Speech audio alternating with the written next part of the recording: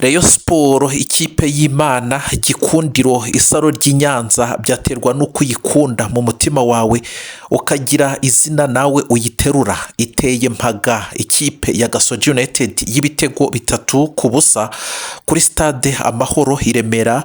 Ni nyuma yuko Gasogi United yanditse amateka mabi muri shampiyona y'u Rwanda yo kwanga kuza ku kibuga muri Rwanda Premier League 2025-2026 aho amakipe yombi yari gukinira umukino w'umunsi wa 25 wa shampiyona y'u Rwanda. Gasogi United yabuze ku kibuga aho yatangaje ko ngo itamenyeshejwe izi mpinduka byemewe n'amategeko mbere y'amasaha 48 mbere yuko umukino utangira.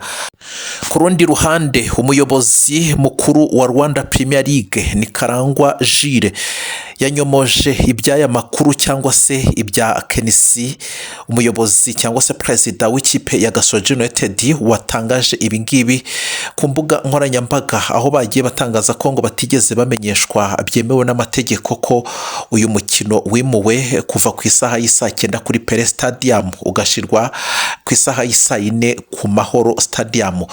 Kugeza kuri ubu ngubu ikipe ya Rayon Sport nta mutoza ifite, dore ko Bruno Ferri ku itariki ya 20 Werurwe 2026 yirukanywe n'ikipe ya Rayon Sport. Ikipe ya Rayon Sport ikaba ihagaze neza yaba mu bagore ndetse no mu bagabo. Ikiriho nuko ikipe ya Rayon Sport ihise ijya ku mwanya wa 4 ikaba igize amanota 42 ku rutonde rw'agateganyo rwa Rwanda Premier League 2025-2026.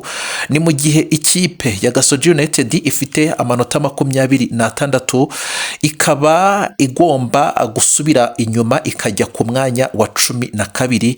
Yewe biri no kuvuga ko iyi kipe ya Gasogi United ndetse n'abayobozi bayo bagomba kuyiha ibihano ikaba yasubira mu cyiciro cya mbere nyuma yo kudakurikiza amategeko ya Rwanda Premier League.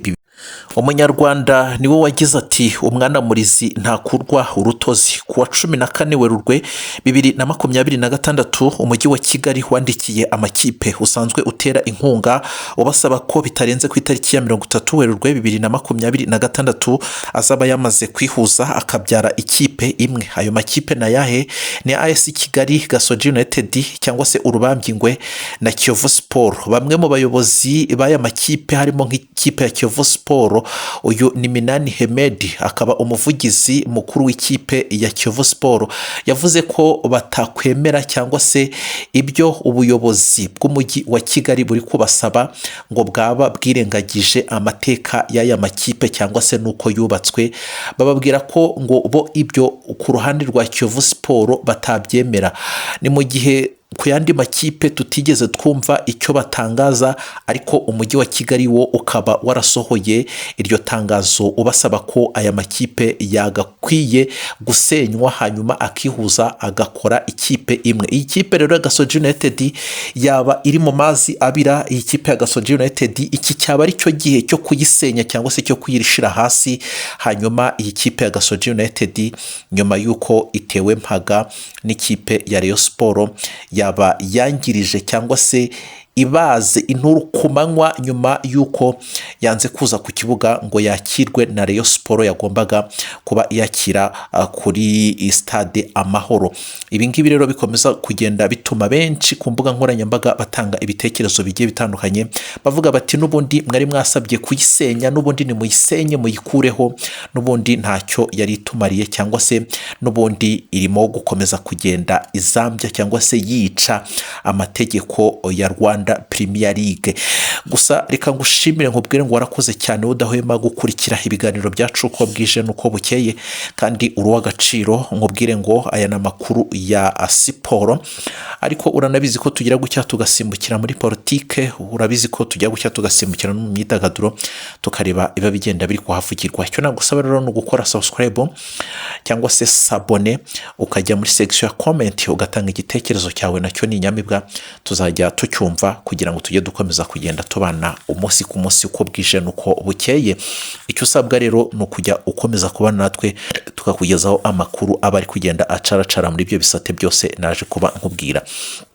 Natinze rero ku ruhande rw'ikipe ya Rayon Sport 11 bagombaga kubanzamo Kwizera Olivier yagombaga kuba aza mu izamu yambaye nimero ya mbere, hanyuma nimero 2 ni Abedi, nimero 16 ni Ganijuru, nimero 25 ni Rushema, nimero 29 ni Yunus, nimero 14 ni Rikaku, nimero 17 ni Asmani, nimero 6 ni Rishari, nimero 12 ni Farenganye, nimero 26 ni Tambwe, nimero 11 ni Ive. Ngabo 11 rero bagombaga kubanza mu kibuga mu rugamba bagombaga kuba bahanganyemo n'ikipe ya Gasogi United cyangwa se urubambyingwe. Ikipe ya Rayon Sport iteye mpaga ikipe ya Gasogi United y'ibitego 3 kuri stade Amahoro. Gasogi United yanditse amateka mabi nyuma yuko yanze kwitabira umukino wagombaga kuyihuza n'ikipe ya Rayon Sport yagombaga kuba yakira hari ku munsi wa 25 wa shampiyona y'u Rwanda. Turi ku itariki ya 22 Werurwe 2026 ni itariki ishira ya 23 Werurwe 2026. N'amakuru ari gukomeza kugenda acaracara ku mbuga nkoranyambaga, n'amakuru yavugishije benshi bagiye batanga ibitekerezo bigiye bitandukanye, aho benshi bari kugaruka kuri ikipe ya Gasogi United ikoza amateka mabi, yanditse amateka mabi, bakavuga bati ese ko yagombaga kuba imanuka ikagenda ikajya mu cyiciro cya kabiri ariko ikagenda neza ikagenda itanyambye cyangwa se idatewe mpaga cyangwa se idatewe forfait.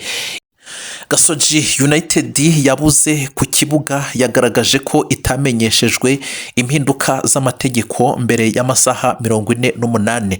Byari biteganyijwe ko umukino ubera kuri Kigali Pele Stadium ku isaha y'isa 9 waje kwimurwa ku isaha y'isa 4 z'ijoro kuri stade Amahoro mu korohereza abakunzi ba ruhago kuwureba, nyuma yuko hari umukino wundi wari uteganyijwe wagombaga kuba mbere yaho muri CAF Champions League wahuzaga ikipe ya Al Hilal yo muri Sudani na RC Berkane. Uyu mukino wanarangiye ikipe ya RC Berkane itsinze igitego kimwe ku busa bwa Al Hilal muri kimwe cya kane.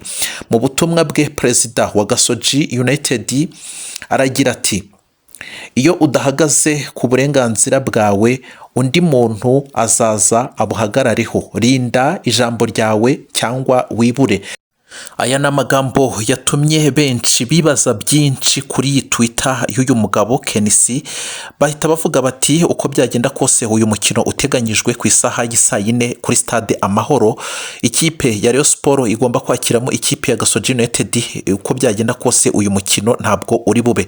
Ni nako birangiye rero uyu mukino ntabwo ubaye. Ikipe ya Rayon Sport iteye mpaga ikipe ya Gasogi United nyuma yuko ikipe ya Gasogi United ititabiriye uyu mukino. Umva icyo ubuyobozi bwa Rwanda Premier League butangaje nyuma yuko ikipe ya Gasogi United yanze kuza kwitabira uyu mukino yagombaga kwakirwa.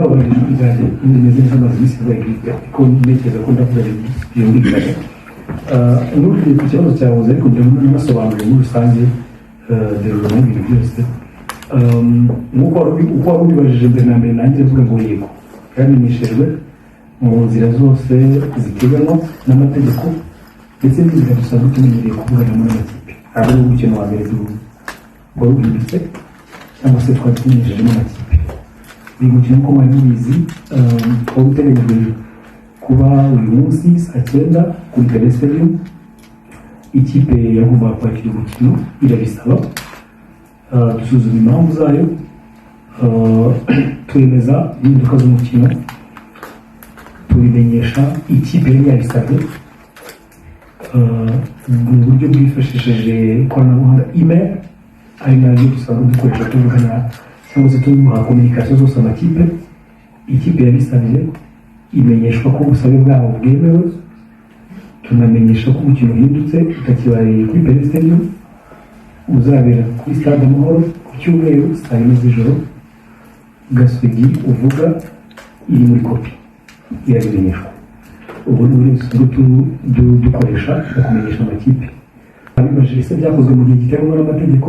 Yego, twabikoze ku wa 5 kugira ngo saa 8 amasaha wenda ari exact gusa kaza kuvuga ariko saa munani ngira ngo ni amasaha arengeje n'amategeko niba ariko nabivuga niba dusaba ko tumenyesha impinduka mu masaha 48 imbere y'uko umukino uba twagiye no kubamenyesha saa yine z'ijoro saa 5 kuwa gatanu ariko twabimenyesheje ku gicamunsi tumaze gusuzuma izo mpamvu zose.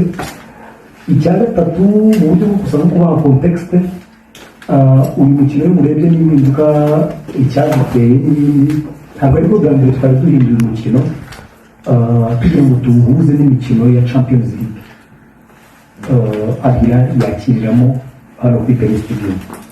Twabikoze mu kwezi kwa 11 umukino wa Gasogi yagomba kwakiramo Kiyovu.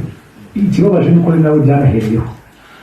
Gasogi yagomba kwakiramo Kiyovu, turabisabwa n'ikipe yagomba kwakira ariyo Gasogi, dusuzuma izo mpamvu tuzimenyesha amakipe araza yitabira. Tubikora ku nshuro ya kabiri ngira ngo byari umukino wahuje APR na Kiyovu birabireye nawo wari ku Nyamirambo murabizi amasaha wari uri murayazi biba ngombwa ko umukino tuwubura tukabuza n'aho saa 1:30 nabyo byarabaye bikorwa muri iyo nzira nasobanuye n'ubundi kandi ntabwo nta kipe n'imwe yigeze yanga kwitabira umukino cyangwa igaragaze ko imenyeshejwe muri bitemewe n'amategeko. Ubwo rero birumvikana ko ibyabaye umunsi y'icyo twasobanutswe ku bandi gahunda Premier yakoze mu buryo bukurikije amategeko bimenyeshwa mu buryo bukurikije amategeko kandi no mu gihe cyagenwe amategeko. Murakoze.